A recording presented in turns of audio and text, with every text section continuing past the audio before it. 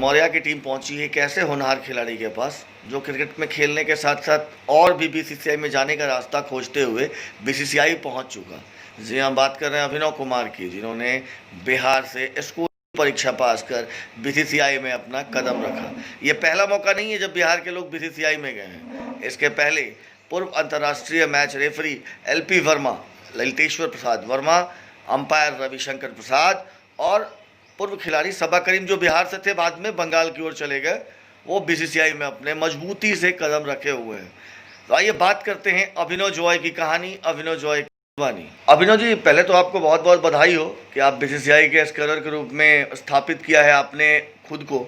ये बहुत बड़ी अचीवमेंट कही जाएगी। इसके पहले पूर्व में ललितेश्वर प्रसाद वर्मा जी और रविशंकर जी ने रेफरी और अंपायरिंग किया है और बीसीसीआई में अपना पांव रखा है।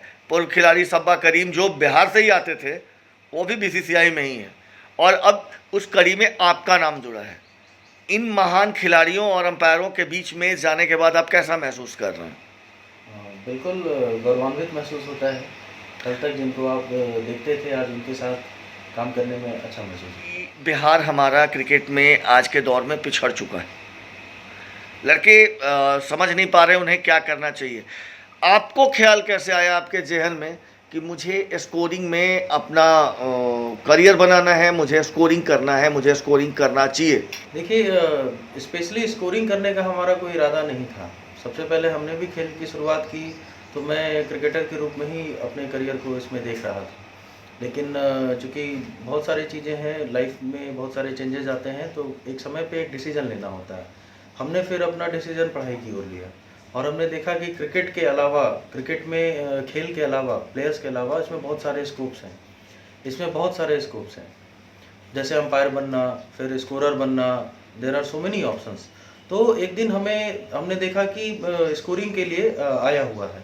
फिर हमने उस ओर पहल किया और अगर आपका खेल, जो आपका पैशन हो, अगर उस क्षेत्र में वो आपका प्रोफेशन बन जाए तो इससे बड़ी बात और कुछ नहीं हो सकती। बिहार से आप 28 लड़कों ने परीक्षा दिया था जी। पूर्व में, आपके पहले कोई राष्ट्रीय स्तर पे कोई स्कोरर नहीं था। उस 28 में हमने सुना है आप 3-4 लोग पास किए हैं।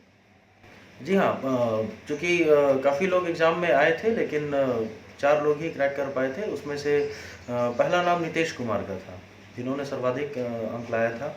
उसके बाद अंशु किरण, उत्पल कांत व अभिनव कुमार, मैं खुद, तो हम 4 ही उसमें क्रैक कर पाए थे। और चूँकि स्कोरिंग का स्कोप फर्स्ट टाइम था तो हमारे लिए भी एक बेटर अपॉर्चुनिटी थी। हम इसको एक करियर के रूप में देख रहे थे और हमने हासिल किया, हमें इसका गर्व है। इसके पहले पटना गर्दनीबाग से पूर्व में रविशंकर जी भी थे। आप गर्दनीबाग से हैं। गर्दनीबाग उतना बड़ा एरिया, बड़ा डेवलप इलाका नहीं कहा जाता है। आप दूसरे व्यक्ति हैं जो आए और राष्ट्रीय स्तर पे बिहार का नाम आपने रोशन किया। क्या रविशंकर को देख के आपको ऐसी प्रेरणा मिली थी या शुरू से ही आपने दिमाग में बिठाया हुआ था कि मुझे इस जगह पे पहुंचना है? 2008 में नालंदा विश्वविद्यालय के नीचे, विश्वान भवन के तत्वाधान में एक अंपायरिंग सेमिनार हुआ था जो बीसीसीआई ने कंडक्ट करवाया था। उस वक्त रवि भैया उसको मॉनिटरिंग कर रहे थे, तो मुझे उन्हें देखकर तब अंपायर बनने की इच्छा हुई थी। मैंने भी उस सेमिनार को अटेंड किया था। क्रिकेटर ना बनने के बाद मेरा दूसरा जो सबसे बड़ा मोटिव था वो मैं अंपायर बनना चाहता था। अंपायर बनने के लिए मैं बहुत दिन से प्रेरित हूँ। उनको देखकर प्रेरणा मेरी बढ़ी थी। अभी आप CHPL में काम कर रहे हैं और एक और आपके पूर्व खिलाड़ी सौरभ चक्रवर्ती जी भी आपके साथ हैं और हमने सुना है आप लोग स्पोर्ट्स डेवलपमेंट के लिए भी कुछ कार्य कर रहे हैं। क्या कर रहे हैं आप लोग अभी फ़िलहाल में स्पोर्ट्स के लिए? पूर्व में मैं CHPL में था, फिर अभी सौरभ चक्रवर्ती के साथ मैं एम्ब्रूनी में हूँ।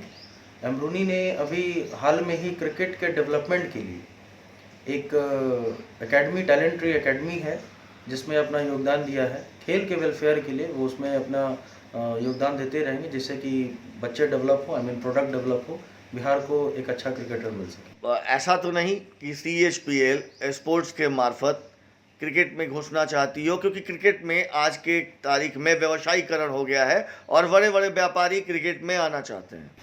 बिल्कुल, खेल में अब व्यवसायीकरण हो चुका है, लेकिन एम्ब्रूनी कंपनी की जहाँ तक बात है तो वो इसको व्यवसायीकरण के रूप में नहीं देख रही है। आने वाले समय में आप लोग खुद इसको विटनेस करेंगे कि खेल के लिए समुचित जो सुविधाएं हैं उसको मुहैया कराना, क्योंकि अच्छे नाम भी जुड़े हुए हैं, सौरभ दा भी इसमें हैं, इसमें देख रेख कर रहे हैं खेल से संबंधित चीज़ों पे। तो हमारा ख्याल बिल्कुल पूरी तरह से सिर्फ और सिर्फ क्रिकेट के डेवलपमेंट के लिए है, इसको हम व्यवसायीकरण के तौर पे नहीं देख रहे हैं। एक समय था जब कोई आधार मूलभूत सुविधाएं उपलब्ध नहीं थी, बिहार ने बड़े बड़े क्रिकेटरों को जन्म दिया। उस समय रमेश सक्सेना जी आए, जो अंतर्राष्ट्रीय स्तर पे मैच उन्होंने खेला। कमेंट्री के क्षेत्र में डॉक्टर प्रेम कुमार स्वर्गवासी हो चुके हैं, बद्रीनारायण यादव आए।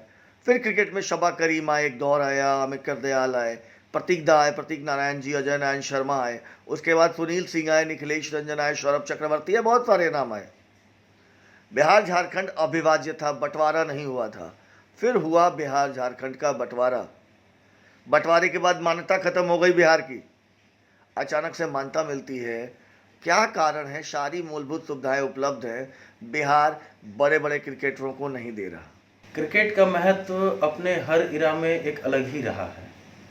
जहाँ तक हम बात करते हैं क्रिकेटरों की, तो क्रिकेट और क्रिकेटर निकलने की जहाँ तक बात है, तो खिलाड़ियों को उस पर मेहनत करना हो। हाँ, गैर मतलब है कि एक अच्छा प्लेटफॉर्म होना चाहिए था। किन्हीं कारणों से क्रिकेट पहले नहीं हो रहा था।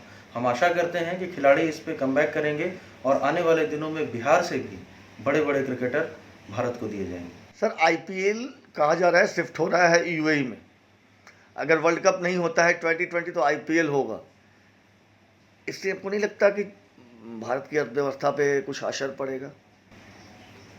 अभी तो कोरोना महामारी है, ऐसे समय में भारत की अर्थव्यवस्था तो चरमराई हुई है, पूरे विश्व की अर्थव्यवस्था चरमराई हुई है। जहाँ तक ख्याल है आईपीएल का यूएई में होने का, तो खेल है, खेल कहीं भी होना चाहिए।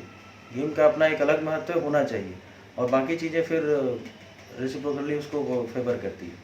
जाहिर सी बात है, अंतर्राष्ट्रीय स्तर के खिलाड़ी आपके साथ होंगे, दुनिया भर के खिलाड़ी आपके पास होंगे, और आप पूर्व में आपने स्कोरिंग भी किया है। तो आप अपने जो जूनियर्स हैं उनको क्या राय देंगे, क्या उनको बताना चाहेंगे? हर चीज़ों में इंटरेस्ट का होना बहुत ज़रूरी है। अगर आप उस क्षेत्र में इंटरेस्ट लेते हैं तो 90% आपका काम वैसे ही डन हो जाता है। और अगर आप इंटरेस्ट लेंगे तो अपने कार्य के प्रति ईमानदार रहेंगे। मैं युवाओं को यही संदेश देना चाहता हूँ कि अपने खेल के प्रति, अपने कार्य के प्रति बिल्कुल डेडिकेटेड रहें, ऑनेस्ट रहें, रेस्ट विल फॉलोज। सर, बात हो भारतीय क्रिकेट की और सौरभ दा का नाम न आए, सौरभ गांगुली जी का पूर्व भारतीय कप्तान, अभी बीसीसीआई के मुखिया हैं, उनका नाम न आए, ये बेईमानी कही जाएगी। क्योंकि आज भारतीय टीम में जो जज्बा है वो सौरभ गांगुली की ही देन है। और अभी आप वैसे मुखिया के साथ काम कर रहे हैं, आपको क्या लगता है, उनके बारे में कुछ कहना चाहेंगे? इतने बड़े क्रिकेटर के बारे में कह तो नहीं पाऊंगा, बट उनके लिए काम करना गर्व की बात है। वो बचपन में हमारे आदर्श भी रहे हैं, सौरभ चंडीदास गांगुली। जहाँ तक उनके कार्यक्षेत्र का बात है तो वो एक बहुत ही आउटस्टैंडिंग क्रिकेटर रहे हैं, आउटस्टैंडिंग कैप्टन रहे हैं। उन्होंने खेल की पूरे ट्रेडिशन को ही एक अलग ढंग से बदल दिया था, उन्होंने वो जज्बा पैदा कर दिया था। तो ऐसे ग्रेट लोगों के साथ काम करना बहुत ही अच्छा लगता है। सर, वैश्विक महामारी कोरोना आई है, सारी व्यवस्थाएं बंद पड़ी हैं, सारे व्यापार, खेल सभी बंद पड़े हैं, जाहिर सी बात है क्रिकेट भी बंद पड़ी है। आप अपने खिलाड़ियों को क्या संदेश देना चाहेंगे? मैं अपने खिलाड़ियों को संदेश देना चाहूँगा कि सरकार के द्वारा जारी किए गए निर्देशों का पालन करें, अपने खेल से जुड़ी तैयारियां बिल्कुल जारी रखें, क्योंकि आने वाले दिनों में कोरोना आज है, कल नहीं रहेगा। आने वाले समय में उनका फिट रहना बहुत ज़रूरी है, ताकि अपनी मेहनत के दम पे वो अपनी प्रतिभा को निखार पाएंगे और आगे का रास्ता तय कर पाएंगे। धन्यवाद अभिनव जी। ये थे अभिनव कुमार मौर्य से सुरेश कुमार मिश्रा।